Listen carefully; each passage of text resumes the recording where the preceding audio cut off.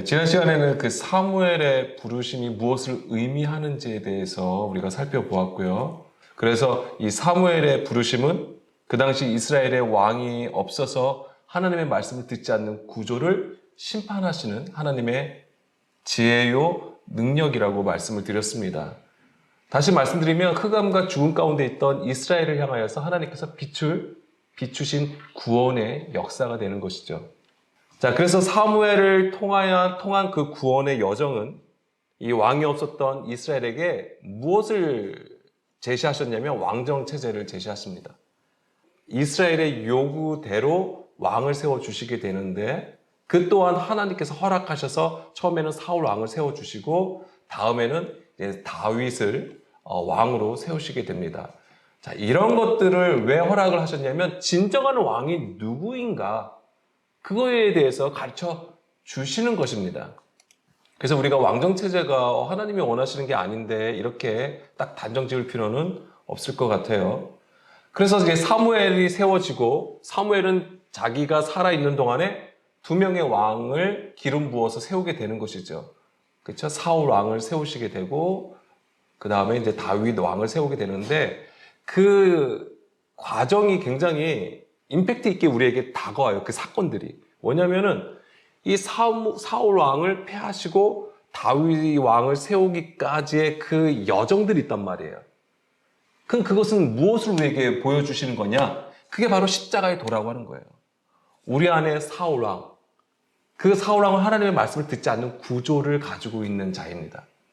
그래서 하나님의 말씀을 듣지 않는 구조를 패하시고 이제 다윗 왕을 세우는 거죠. 하나님의 마음과 합한 자. 그 얘기는 하나님의 말씀을 온전히 듣고 그 진의를 깨달아서 순종하는 자를 얘기하는 거예요. 그러한 자를 세우시는 거예요. 이게 우리 안의 얘기예요. 우리 안에 사울 왕이 죽어지고 다윗 왕으로 세워지는 것이죠. 바로 왕과 같은 제사장으로 세우시는 거예요. 그 과정이 바로 뭐냐면 십자가의 도가 되는 것입니다. 그러한 것을 우리에게 보여주시는 겁니다. 그래서 3상, 4장은 하나님께서 말씀하신 대로 그 앞에서 이미 말씀하신 것처럼 이제 엘리 가문을 심판하시는 내용을 담고 있습니다. 엘리 앞에서 여호와를 섬겼던 아이 사무엘에게 하나님의 계시가 임하였던 거잖아요. 그런데 그 계시가 임하였는데 사무엘의 입장에서는 처음 겪는 일이에요. 그렇죠? 하나님의 임재와 계시가 임했어요. 근데 그 내용이 바로 뭐예요? 엘리 가문의 심판이었던 거예요. 그런데 사무엘의 입장에서는 어떠했을 것 같아요? 사무엘이 한나의 소원대로 성전에 들여졌잖아요. 그리고 누구 밑에 있는 거예요? 엘리와 함께 있는 거예요. 그런데 그 엘리 가문이 멸망을 당한다고 하는 거예요. 그러니까 얼마나 두려웠겠어요. 그렇지만 그는 이 엘리 제사장의 요구대로 모든 것을 다 있는 그대로 전하게 됩니다. 근데 엄청나게 아마 두려웠을 거예요. 그리고 그 당시 사무엘은 아이라는 표현을 사용했기 때문에 아마 엄청나게 두려워했을 것이죠. 자, 하나님이 임하시고 하나님의 영광이 나타나는데 우리가 두려워해야 하는 것은 그 심판의 내용이 아닙니다. 이건 미리 말씀드리는 거예요. 그 심판의 내용을 가지고 두려워하는 게 아니라 우리는 반드시 거기서 무엇을 읽어낼 수 있어야 되냐면 이 심판을 통하여 이루시는 하나님의 속량함이에요. 구원이라고 하는 것입니다. 우리 안에는 의로운 게 없어요. 그럼 하나님께서 그 거룩하신 하나님, 그 의로우신 하나님께서 임하신다면 가장 먼저 무슨 일을 하시겠어요? 우리의 죄를 심판하시는 것입니다. 그래서 성경을 우리가 자세히 보게 되면 그 심판은 먼저 누구에게 임하게 되어 있어요? 믿는 자들에게 임하는 거예요. 세상 사람들, 안 믿는 자들, 그건 말할 것도 없거니와 성경은 우리에게 무엇을 말씀해 주시냐면 하나님의 말씀을 듣지 않는 자들을 향하여 경고하시는 거예요. 그럼 우리에게 먼저 임하게 되는 거예요. 왜요? 우리는 하나님을 알고 있잖아요. 예수님을 알고 있잖아요. 그 말씀을 들었음에도 불구하고 그 말씀대로 살아가지 않는 그 불의, 패역함, 굳은 마음, 이것을 하나님께서는 깨뜨리시는 것이죠. 그것이 바로 심판이 되는 것입니다. 자, 그런데 이 엘리 가문을 심판하시겠다는 이 말씀의 엘리 제사장의 반응을 잠깐 보겠습니다. 3상 3장 18절입니다. 사무엘이 그것을 그에게 자세히 말하고 조금도 숨기지 아니하니 그가 이르되 이는 여호와이시니 선하신 대로 하실 것이니라 하니라. 자, 엘리 제사장은 자기 집안이 멸망당할 것을 들었어요. 근데 그 반응이 어떠합니까? 거부하거나 비관해하지 않아요. 모르겠어요. 여기서는 성경에서는 이렇게 표현되어 있기 때문에 그 자세한 것은 나와 있지 않습니다만 그 뒤에 말을 보면 이는 여호와이시니. 그러니까 온전히 이 엘리 제사장은 하나님의 이 일을 인정하는 모습을 보여주고 있어요. 선하신 대로 하실 것이다. 사실은 계속 앞에서 나눴던 것처럼 엘리 제사장은 그 당시 대제사장이었지만 영적으로 무지한 자로 나옵니다. 그렇지만은 이 하나님의 선한 일에 대해서는 인정해 드리는 거예요. 하나님의 주권을 인정해 드립니다. 우리에게 만약에 이런 말씀이 임하였다면 어떠했을 것 같아요? 굉장히 비관적이거나 거부하는 것이 있을 거고 아니면은 약간 체념식으로 아마 이것을 받아들일 수도 있을 것 같아요. 어떻게? 아유, 내가 잘못한 게 있으니까, 내가 죄가 있으니까는 벌을 받는 거지. 이렇게 생각할 수도 있을 겁니다. 그래서 우리가 하나님의 이 심판에 대해서 가장 먼저 생각하는 것이 뭐냐면 바로 징계받는다고 하는 거예요. 재앙을 받는다라고 생각을 하는 것이죠. 그러니까 지금 우리의 수준은 바로 그런 정도에 머물러 있는 거예요. 만약에 이 하나님의 심판을 우리가 거부한다면, 이것이 내가 아니라고 생각을 한다면은 당연히 그것은 내가 원했던 그 하나님이 아닌 것이죠. 다른 하나님이 되어버리는 거예요.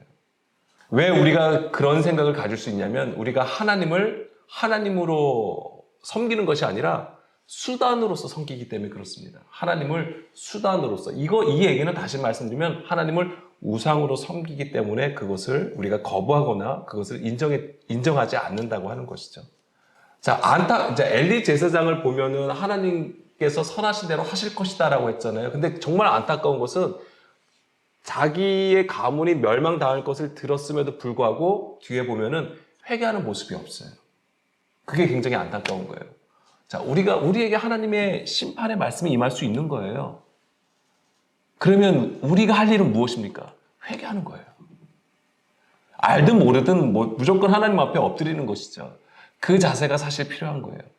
왜냐하면 우리는 육신에 지금 속하여 있기 때문에 우리가 뭘 정확하게 알아서 회개할 수 있겠어요? 부족할 겁니다. 그렇기 때문에 우리는 먼저 하나님 앞에 회개하여서 하나님의 그 선하신 방향으로 이끌어 가시기를 계속 구하여 자기를 낮춰야 하는 것입니다. 그것이 있어야 되는데 엘리 제사장에게는 그런 모습을 볼 수가 없는 것이죠. 엘리 가문의 심판은 곧 이스라엘의 패역함을 심판하는 것이고요. 이것은 말세를 당하는 우리에게 들려주시는 복음이 되는 것입니다. 다시 한번 말씀드려요. 이게 복음이 되는 거예요. 자, 이런 관점에서 3장 4장 보겠습니다. 내용을 먼저 간단하게 말씀드릴게요.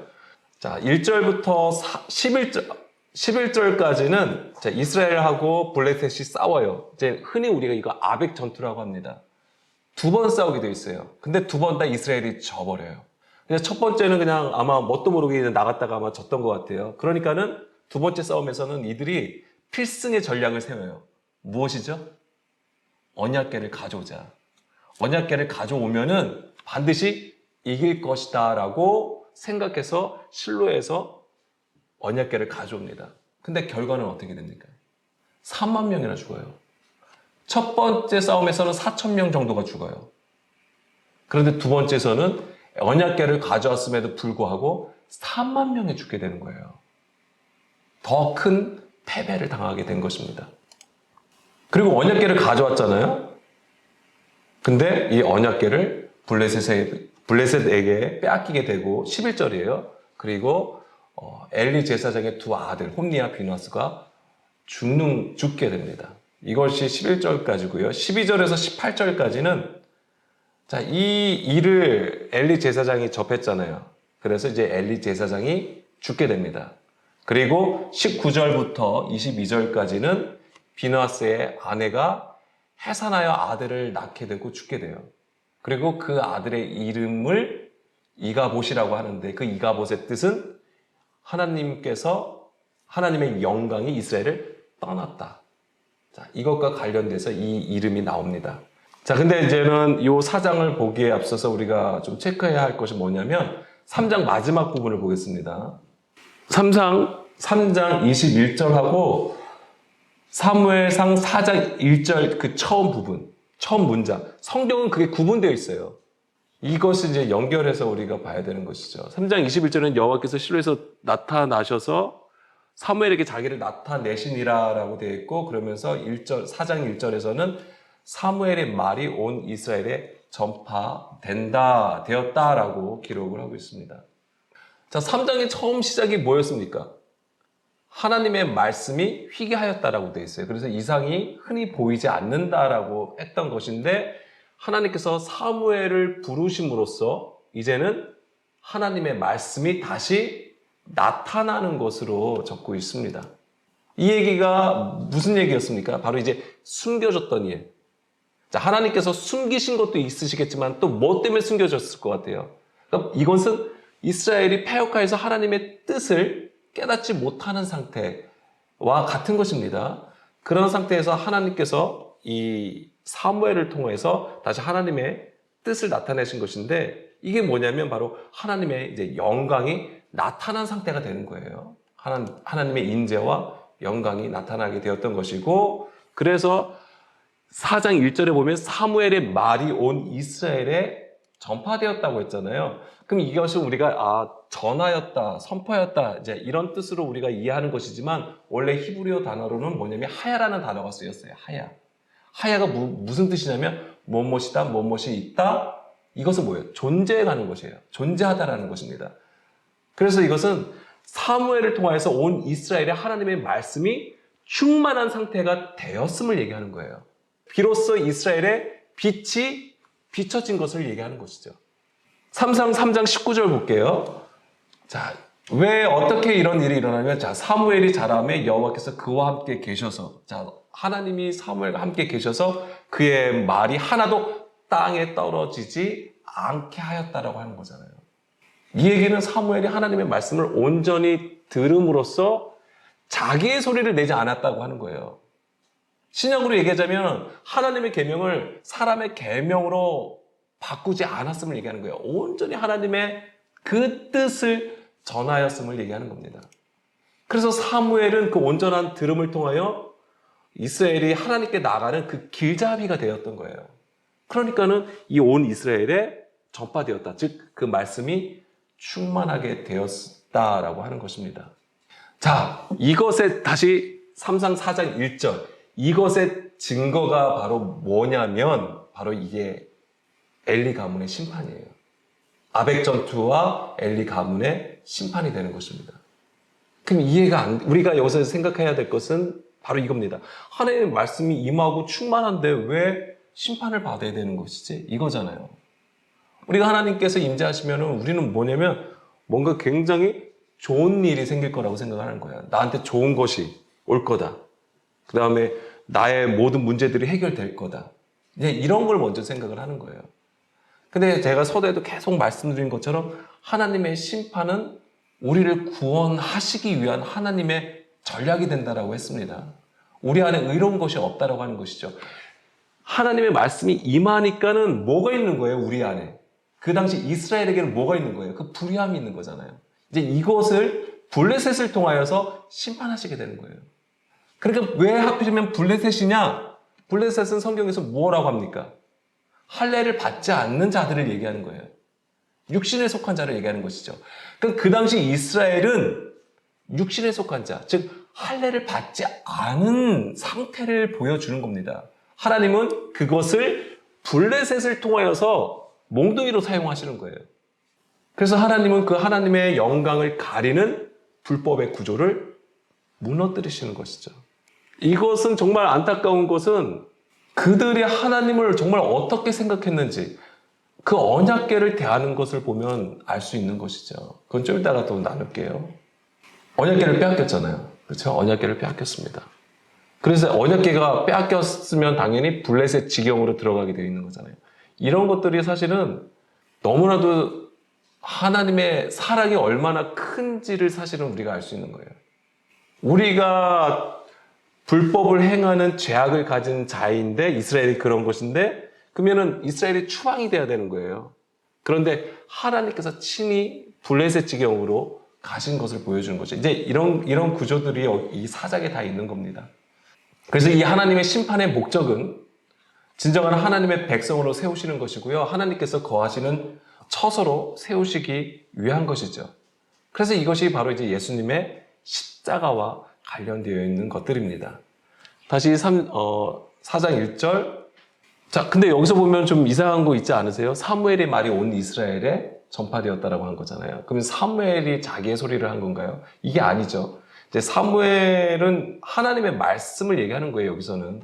그러니까 어떤 원리냐면은 요한복음 14장 10절 보게 되면은 내가 아버지 안에 거하고 아버지는 내 안에 계신 것을 내가 믿지 아니하느냐? 내가 너에게 이르는 말은 스스로 하는 것이 아니라 아버지께서 내 안에 계셔서 그의 일을 하시는 것이다 라는 것이죠.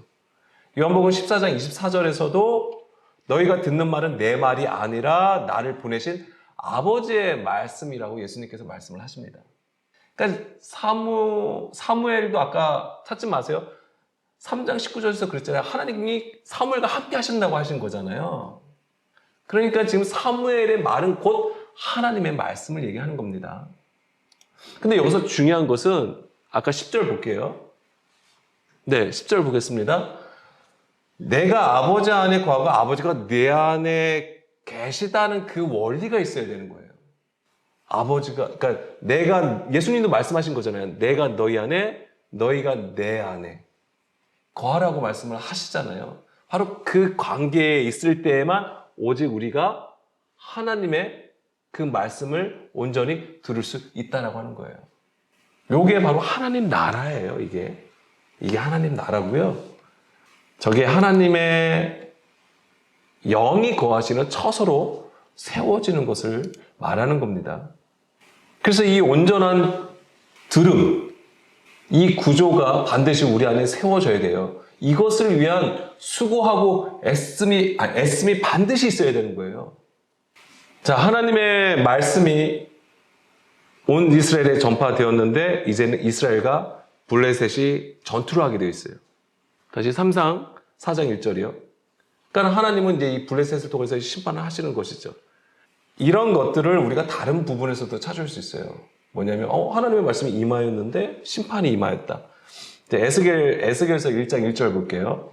자, 이제 에스겔서는 이 에스겔 선지자를 통해서 하나님께서 이스라엘의 심판과 회복을 예언한 말씀을 하고 있는 건데요. 1장 1절 보게 되면은 그발 강가에서 이 에스겔이 하나님의 환상을 보게 되어 있어요. 하나님의 모습이 내게 보인다고 하면서 이제 내 생물에 대한 환상이 있습니다. 이 환상을 보여주신 이후에 2장 1절부터 보게 되면은 그가 내게 이르시되 인자야 내 발로 일어서라 내가 내게 말하리라 하시며 그가 내게 말씀하실 때에 그 영이 내게 임하사 하나님의 영이 하나님께서 임재하시는 것이죠. 나를 일으켜 내 발로 세우시기로 내가 그 말씀하시는 자의 소리를 들으니 내게 이르시되 인자야 내가 너를 이스라엘 자손 곧 패역한 백성 나를 배반하는 자에게 보내노라. 그들과 그 조상들이 내게 범죄하여 오늘까지 이르러나니 하면서 4절 이 자손은 얼굴이 뻔뻔하고 마음이 굳은 자니라. 내가 너를 그들에게 보내노니 너는 그들에게 이르기를 주 여호와의 말씀이 이러하시다 하라 하면서 무슨 얘기 하셨을 것 같아요? 심판의 내용이 있는 거예요.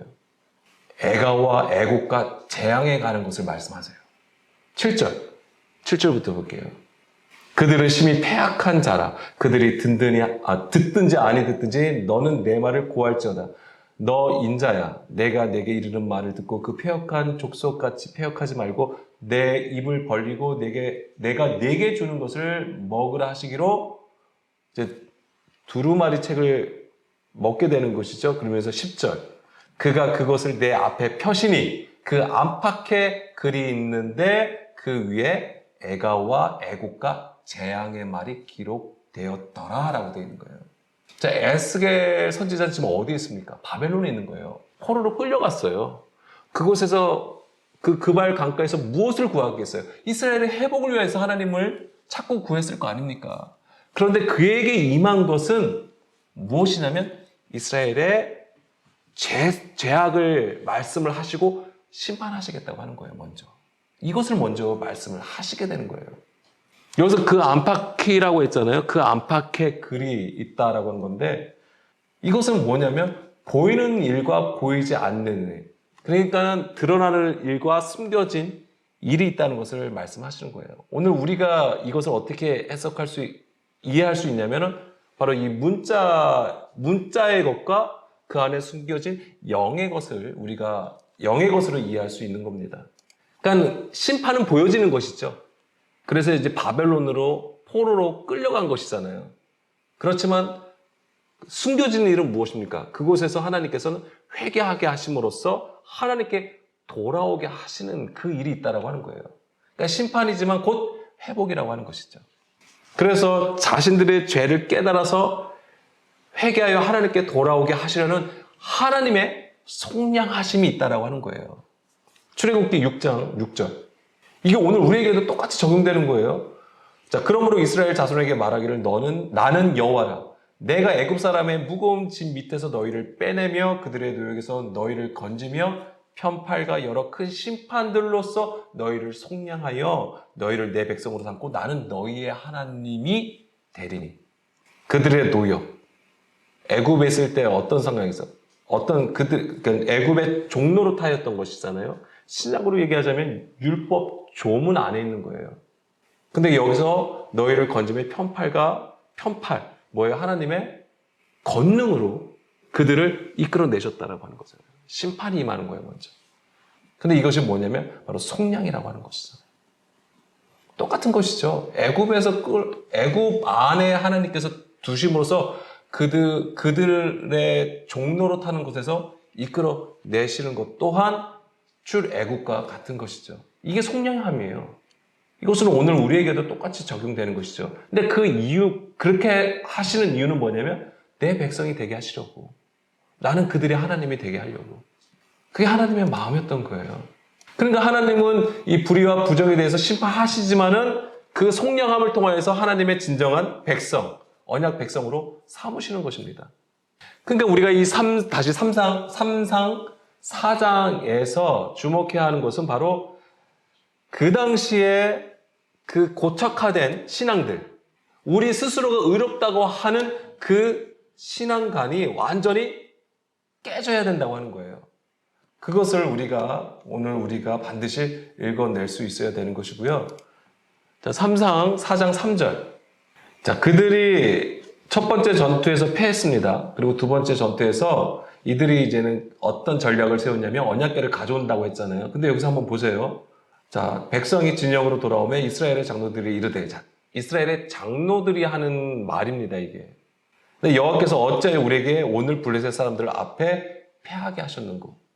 그러니까 이들은 이미 자기들은 하나님의 성민이기 때문에 어떤 원수가 와도 이길 수 있다라고 생각을 했던 것 같아요. 근데 이제 패하게 되었는데 그 이유를 뭘로 봤냐면은 언약궤가 없어서 그렇다는 것을 얘기합니다. 그러면서 여호와의 언약궤를 실로에서 우리에게로 가져다가 우리 중에 있게 하여 그것을 우리 원수들의 손에서 구원하게 하자. 자, 이 얘기를 합니다.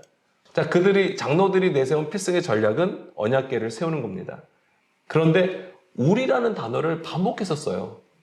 이 얘기는 무슨 얘기입니까? 우리를 위하여 언약궤를 우상으로 삼고 있음을 보여주는 거예요. 이게 이 금송아지를 만들 때도 뭐라고 했습니까? 그들이 우리를 위하여 우리를 인도할 신을 만들려고 한 거예요. 그와 크게 다르지 않습니다. 그와 같은 거예요. 우리를 위하여. 우리가 하나님을 섬기는 것도 우리를 위하여 섬기고 있는지를 살펴볼 수 있어야 되는 거예요. 그것은 하나님을 섬기는 게 아니에요. 그냥 우상을 섬기는 것과 같은 겁니다. 그런데 이런 것들이 어디서 비롯되었나 우리가 생각해 보면 언약궤를 통하여서 엄청난 승리를 한 적이 있어요. 혹시 어떤 사건인지 아세요? 예, 여호수아서를 보게 되면은 여리고성을 들어가잖아요. 이 여리고성을 함락했을 때에 하나님께서 이스라엘에게 제시한 방법이 무엇입니까? 그러니까 성 주변을 돌라고 하는 거잖아요. 그리고 7번째 날에 그 언약궤를 앞세워서 그 제사장들의 신호를 따라서, 그죠? 나팔을 불잖아요. 그 신호를 따라서 이스라엘 백성들이 외치게 되면 외치면 어떤 일이 벌어졌습니까? 성이 무너졌잖아요. 이스라엘은 그 일을 알고 있었던 거예요. 그러니까 그들이 아닌다 할지라도 뭐냐면 이런 것을 계속 들었을 거 아닙니까? 장로들이 이제 이런 게 이제 유전이에요. 계속 이 하나님의 일을 계속 들었던 것이고. 그리고 그런 실제적인 역사를 통하여서 하나님은 이런 하나님이야 라고 생각했던 것이죠. 그러니까 이런 것들을 우리가 조심해야 되는 거예요. 그래서 우리가 경험한 하나님을 또한 우리가 이렇게 이용할 수 있다라고 하는 거예요. 이건 너무나도 위험한 거예요, 사실은. 그래서 우리가 그것을 이제 부분적인 것으로 하나님을 알았다라고 하는 거예요. 그것은 어린 아이의 일이라고 얘기하고 있습니다. 그래서 이 이스라엘의 장로들은 하나님에 대해서 알지 못하였던 것이죠. 그래서 호세아 4장 6절 말씀처럼 내 백성이 지식이 없어 망하는도다. 예, 지식이 없으므로 망하는 것을 보여주게 됩니다. 그러니까 이들이 얼마나 영적으로 무지했는지를 보여주는 것이죠. 그래서 이런 무지함 때문에 언약궤를 빼앗겨 버리는 거예요. 자, 3상 4장 12절부터 18절 보겠는데요. 거기서는 이제 엘리의 죽음에 관한 것입니다. 15절부터 18절까지 보게 되면은, 자, 그때의 엘리의 나이가 98세래요. 그리고 그의 눈이 어두워서 보지 못하더라. 이게 이제는 그 엘리 제사장의 영적 상태를 보여주는 것인데, 17절, 이제는 그 전쟁에서 패한 거, 그 다음에 전쟁에서 언약궤를 뺏긴 거, 그 다음에 제사장의 두 아들이 죽은 것을 이제 듣게 되는 것이지요. 그러면서 18절에 하나님의 궤를 말할 때에 엘리가 자기 의자에서 뒤로 넘어져 문 곁에서 목이 부러져 죽었다라고 했어요. 그러면서 그 죽은 것과 관련해서 나이가 많고 비대한 까닭이다라고 얘기를 하고 있습니다. 13절 잠깐 보겠습니다. 13절 보게 되면 이 엘리 제사장의 영적 위치를 정확하게 알 수 있어요. 뭐냐면은 엘리가 어디에 있습니까? 길 옆 자기의 의자에 앉아 있다라고 되어 있어요. 이제 이런 모습들이 물론 나이가 많아서 이렇게 앉아 있을 수 있는 것이죠.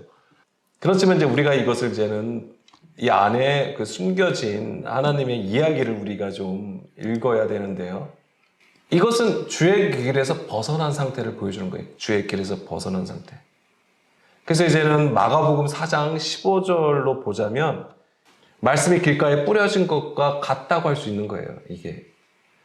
그러니까 길가로 되어 있지만은 뭐 길가든 길 옆이든 하여튼 이 하나님의 말씀이 임하였지만은 들을 수가 없는 거예요. 온전히 들을 수 없다라고 듣는다고 되어 있어요. 그렇죠? 하나님의 말씀을 들었으나 사탄이 와서 그 뿌려진 말씀을 빼앗는다고 되어 있잖아요. 그러니까는 듣긴 들어요. 근데 사탄에게 뺏긴다고 했잖아요. 이제 이런 것들은 우리가 뭘로 해석할 수 있냐면 바로 하나님의 말씀을 들었지만 나의 처한 상황을 따라서 하나님의 말씀을 해석해버리는 거예요. 그러니까 이것이 바로 하나님의 계명을 사람의 계명으로 바꿔버리는 것을 얘기하는 것이죠. 결국 하나님으로 섬기지 못해요. 이러면 우상으로 섬길 수밖에 없어요. 그러니까 엘리 제사장이 길 옆에 앉아 있다고 하는 것이잖아요. 이것이 바로 이제 사람의 계명으로 교훈을 삼은 것을 얘기하는 것이고, 예수님 당시로 보자면 그 바리새인과 서기관들이 모세 자리에 앉았다고 얘기를 해요. 모세의 자리. 그것이 바로 이제는 사람의 계명으로 가르친 것을 예수님께서 책망하여 말씀을 하시는 것이죠. 그리고 뒤로 넘어져서 이 문 곁에서 목이 부러져서 죽었다고 했잖아요. 이것은 뭐냐면은 사람의 소리, 사람의 생각이 어디서부터 나오는 거예요? 그 안에서부터 나오는 건데, 이것이 입으로 나오려면 이 목을 통해야 되는 거잖아요. 이제 그 통로, 그 수단을 그냥 끊으시는 거예요. 깨트리시는 것이죠. 자, 그런데 이제 우리가 또 하나 볼 것은 17절입니다.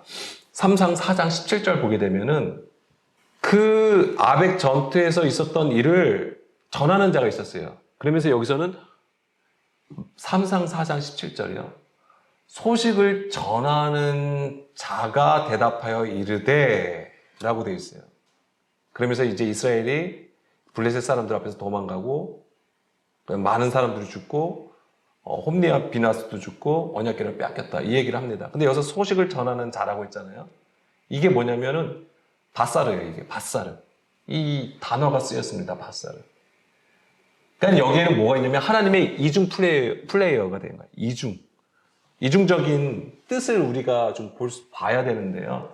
원래 바사르가 무슨 뜻이냐면은 여기서는 소식을 전하는 자가 소식을 전하는 건데 기쁜 소식을 선포하다, 좋은 소식을 전하다라는 뜻을 가지고 있어요. 우리가 흔히 말하는 복음이에요. 복음.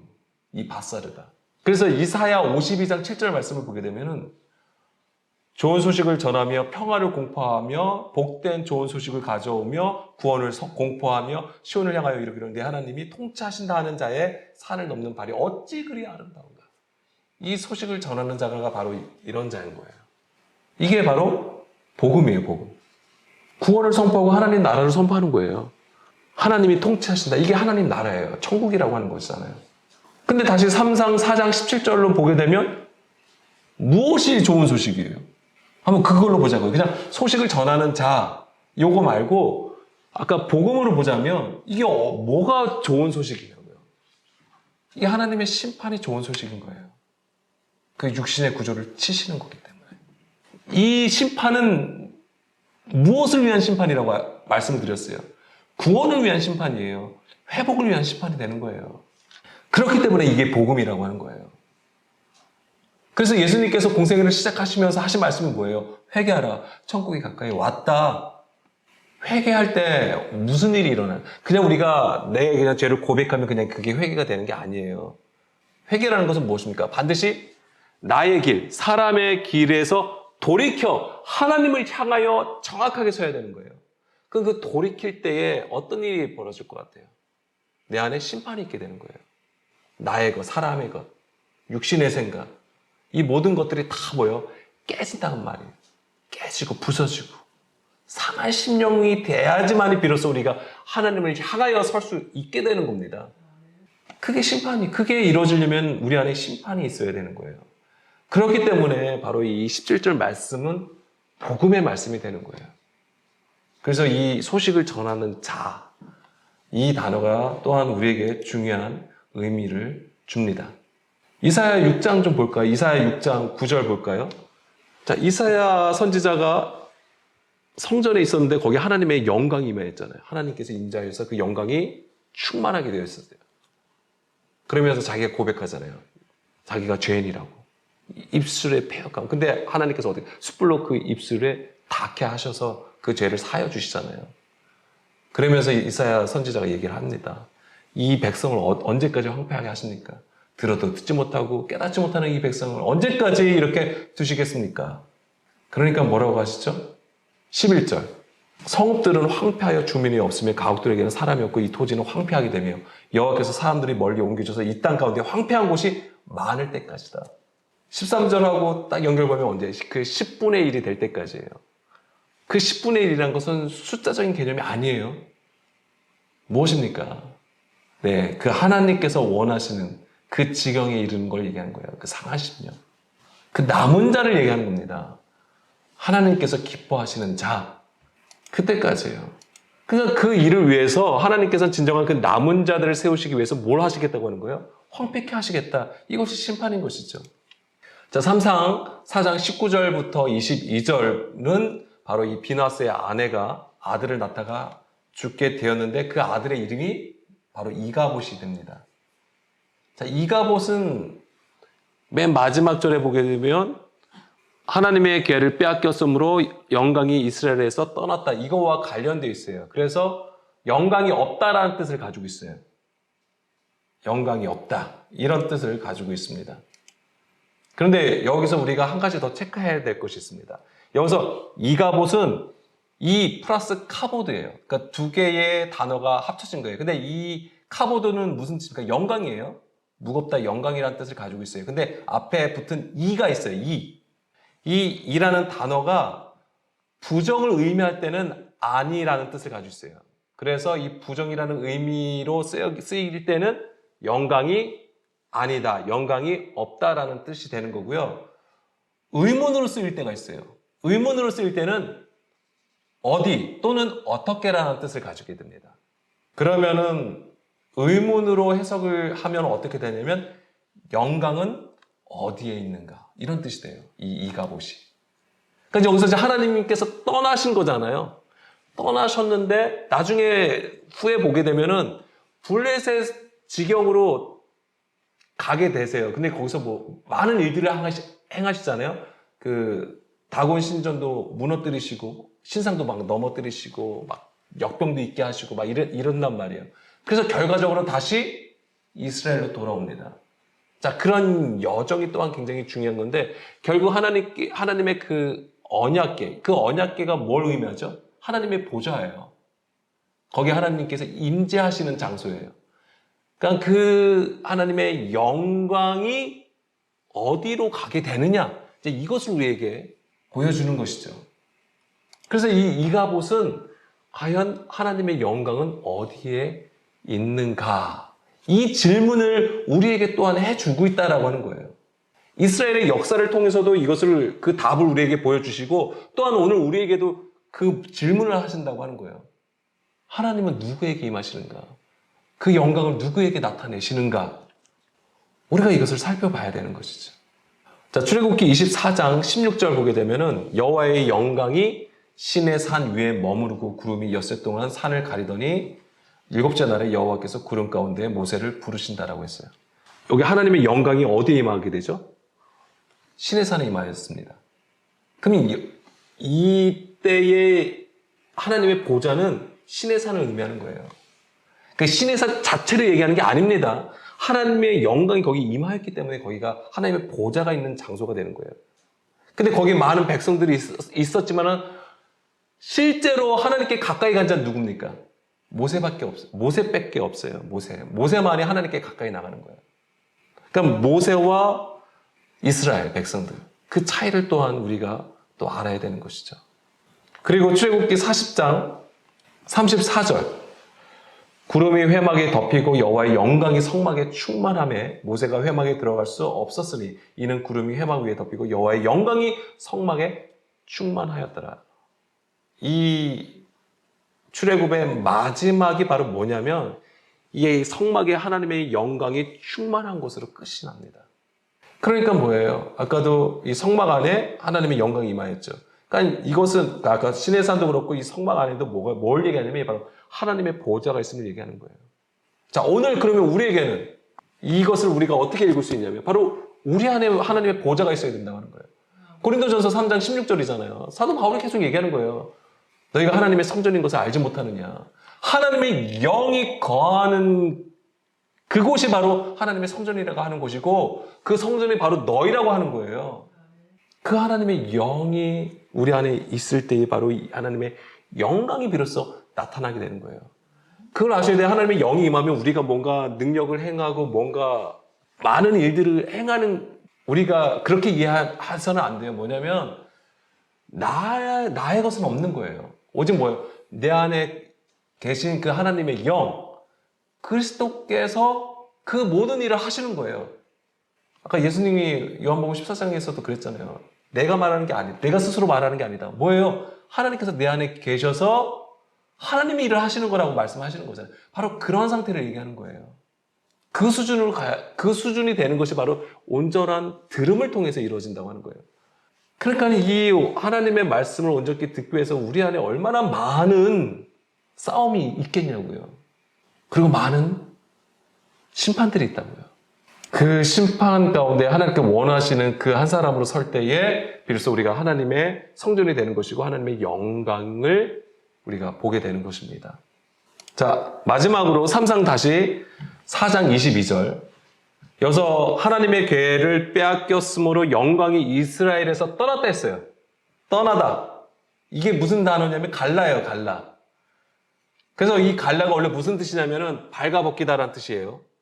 이게 포로로 끌려갈 때에 발가벗겨서 가거든요. 그래서 이게 뭐냐면 수치스러움을 얘기하는 거예요. 포로로 끌려가는 것과 관련되어서 수치스러움을 나타내는 단어가 되는 거예요. 지금 언약궤가 블레셋에게 뺏겼잖아요. 그리고 블레셋 지경으로 들어가게 됩니다. 사실은 뭐예요? 사실 이스라엘이 그렇게 돼야 되는 거예요. 자, 하나님의 은혜가 큰 게 바로 이거예요. 하나님의 사랑이 정말 크구나라는 게 우리를 대신해서 하나님이 친히 그 열방으로 나가시는 거예요. 우리 가운데 오시는 걸 얘기하는 거예요, 이게. 이게 뭐냐면 예수님께서 우리 가운데 오신 것을 얘기하는 거예요. 예수님께서 이 땅에 오셨잖아요. 이게 얼마나 큰 은혜입니까? 이게 어마어마한 사랑이에요, 사실은. 세상에 다른 종교가 우리 가운데로 오는 신이 없어요. 오직 예수님만이 우리 가운데 오시는 거예요. 친히 그 수치스러움을 당하신다니까요. 예수님이 우리 가운데 오셔서 하신 거예요. 복음을 전파하시고 그 다음에 친히 십자가에 죽으신 거잖아요. 원래 우리가 죽어야 되는 거예요. 근데 우리의 죄를 대신하여서 십자가에 죽으신 것입니다. 사실 다 그런 그림이에요. 이게. 하나님께서 수치를 당하실 이유가 없으신 거잖아요. 3상 3장 21절 똑같은 단어가 여기에도 쓰였어요. 3상 3장 21절 거기 보게 되면은 여호와께서 실로에서 다시 나타나시되 여호와께서 실로에서 여호와의 말씀으로 사무엘에게 자기를 나타내신다. 여기서 나타내시느니라 이게 또 갈라요. 같은 단어가 쓰였어요. 그래서 3장 할 때 지난 시간에 이것을 끝에서 말씀드린 거잖아요. 이게 뭐예요? 숨겨진 일을 드러내시는 것이라고 했잖아요. 그래서 하나님께서는 자기를 나타내셔서 온 이스라엘에 하나님의 말씀이 충만케 됐어요. 그런데 뭐냐면 그 말씀이 임하였는데 이스라엘이 그렇지 못한 거예요. 이스라엘이 여전히 육신에 속하여져 있는 것이죠. 그런데 그것을 심판하시는 거예요. 그래서 친히 어떻게 해야 되는 거예요? 그 수치를 당하셔서 블레셋에게 전리품으로 빼앗기는 거예요. 그 언약궤를. 그런데 누구에게 임하셨던 거예요? 이 영광은 바로 사무엘에게 임한 거죠. 그럼 오늘 이 하나님의 영광은 누구에게 임할까요? 듣는 마음을 가진 자예요. 듣는 마음을 가진 자. 그게 성경에서 말하는 믿음이에요. 그래서 우리가 또한 이 들음이 있기를 간절히 소망합니다. 이거 우리가 한 번으로 이루어질 일 아닙니다. 우리 계속해서 이것을 위해서 기도하는 것이고요. 이것을 위해서 또 우리가 싸워 나가는 겁니다. 오늘도 우리가 예수님과 동행하면서 주의 길로 행하기를 간절히 소망합니다.